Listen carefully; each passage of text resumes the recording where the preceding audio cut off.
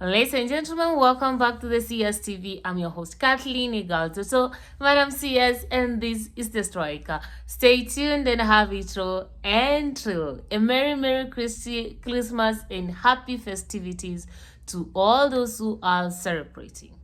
In the Striker today, we are going to look at Gladys Shollei, a political figure in Kenya, the Deputy Speaker of the National Assembly, one who promised Rigathi Gachagua that we will impeach you, and actually 2 weeks later, he was impeached.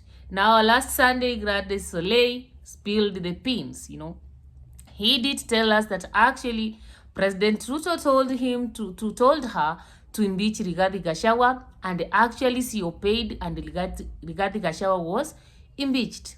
On the other circle, actually, there is a trending tweet that actually Gladys Shollei is the one who is supposed to take over Shollei Koome in the case or in an event that Shollei Koome is forced to resign, as the current pressure is amounting that she must resign. So this is what we are going to discuss in this video. If you are new to this channel, welcome home. Karibu nyumbani. Kindly remember to subscribe, like, share, and comment on our videos. Turn on the notification bell so that the next time we are uploading a video, YouTube will automatically notify you. If you are a returning subscriber, thank you for tuning in. Remember to like, share, and comment on our videos. Tell us on the next theme that you want us actually to do what? To analyze. Now, ladies and gentlemen, allow me to dive in.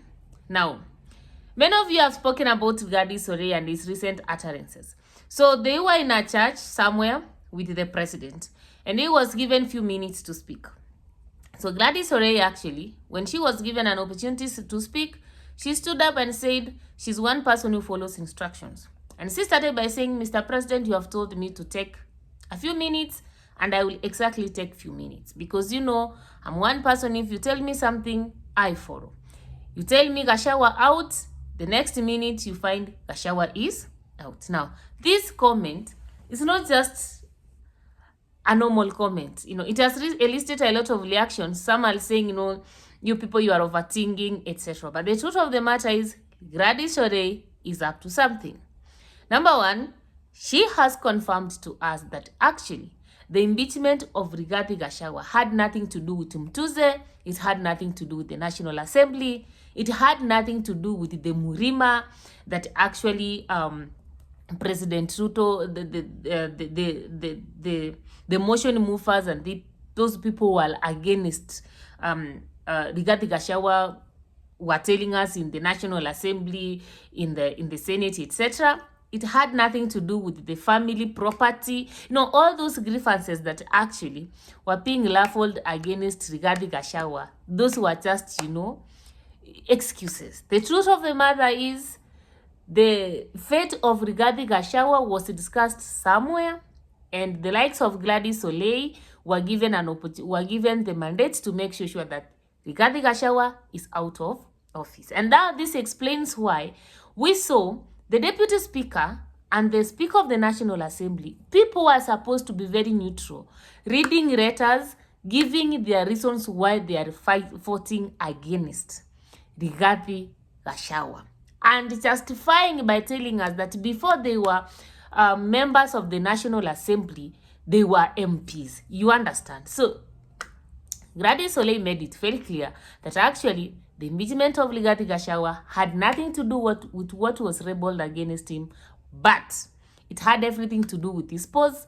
President Ruto did not want Rigathi Gachagua in that position, and one could wonder why. Now, it's very crystal clear. I gave you an analysis about the handshake between Ruto and Uhuru Muigai Kenyatta. And from where I stand up to now, I just feel the impeachment of Rigathi Gachagua was one of the conditions of Uhuru Muigai Kenyatta to handshake Ruto.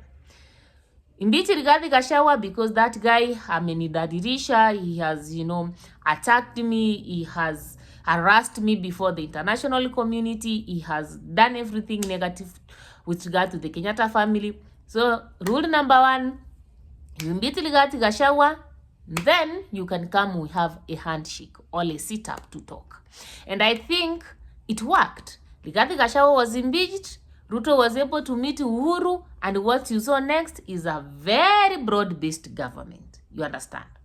And number two, actually, remember Rigathi Gachagua was not actually the choice of the people from the mountain as far as the DP position was concerned. Members of parliament from the mountain and other political figures did not want Rigathi Gachagua to be the running mate. It was Ruto who needed Rigathi Gachagua. And Rigathi Gachagua was needed because at that particular time, he was the best person, to kill the likes of Uhuru and Raila politically, as far as the mountain was concerned.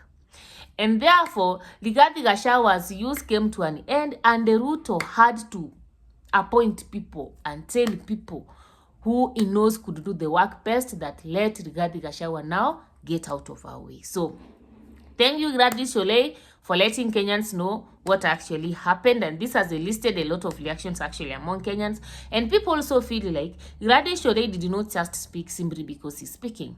Maybe it's either to make it public so that he can silence President Ruto, or he can actually blackmail President Ruto on something. Remember, there is a case ongoing that actually, during his tenure as the Judicial Service Commissioner, Rigathi Shollei acquired engineered the acquisition of property that has never been used up to now. You understand? It's worth billions, and it has never been used up to now. And that is a case that actually has been brought up.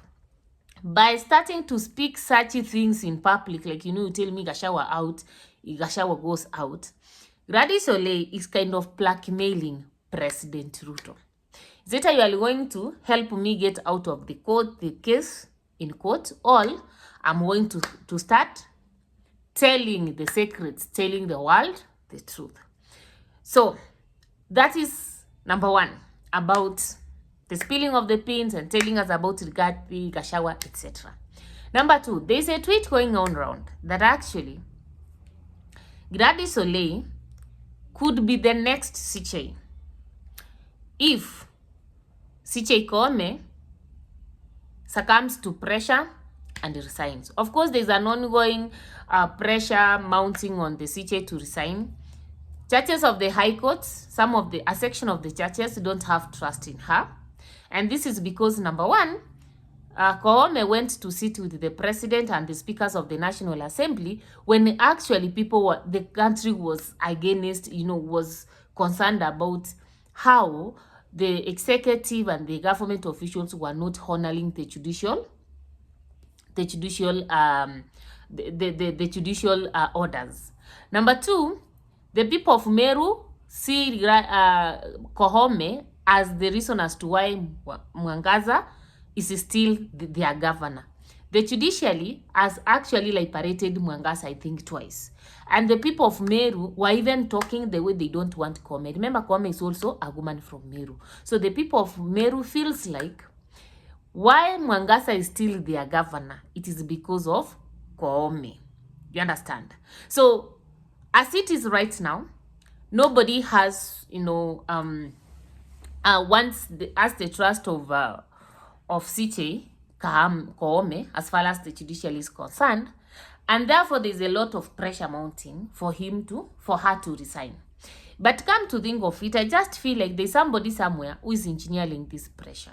And I'm meant to understand that the constant pressure on CJ Koome to resign has everything to do with, the government itself.